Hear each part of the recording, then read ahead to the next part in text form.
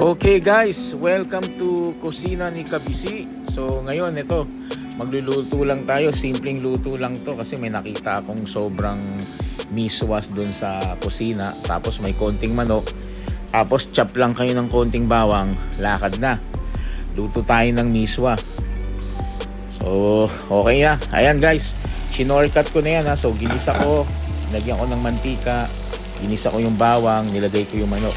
Yun dito guys, ang sikreto dito, kailangan dito yung manok nyo lutong-luto. Yung parang yung pinipirito yung manok. Kasi lalasa yun eh. Magmamantika pa yan.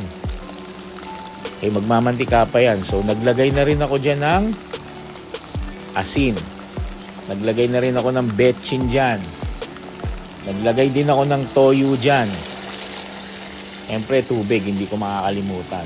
So tandaan nyo, asin, toyo, betchin. Okay? Ano yun guys? Ganito. Tansyahin nyo na lang kasi simpleng luto lang naman to. Tapos pag yung tubig na yan kumulo na, yun na, lagay nyo na yung miswa nyo. Ang ginamit kong miswa dito, yung tinatawag nila ng organic miswa, yung kulay brown para medyo healthy tayo. So naglagay din ako ng patis dyan. Tapos may sikreto ko dyan guys. Nilalagyan ko ng toyo yan. Yung toyo pang kulay lang. Tapos bukod sa toyo, para bumango, para may aroma, nakikita nyo yung may itim-itim, nilalagyan ko rin yan ng ng star anise. Napakasarap. Star anise, tapos laga ng itlog, lagay nyo yung itlog dyan, okay na, carry na. Di ba? Tapos yung salt and pepper, medyo to taste lang, nilalagyan ko rin ng sugar yan. So yung mga sinabi kong ingredients, kayo na magtansya nun. Kung sobrang tamis or tama lang. So yan, tingnan niyo yung finished product natin guys ha.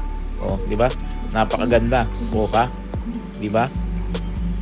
Simpleng luto lang yan guys, pero napakasarap niyan guys. I-try niyo lagyan ng star anise, tapos toyo pang kulay. Ang sarap ng miswa niyo. Iba kasi hindi naglalagay ng star anise. Okay guys, thank you ha. Please subscribe to my channel. Thank you.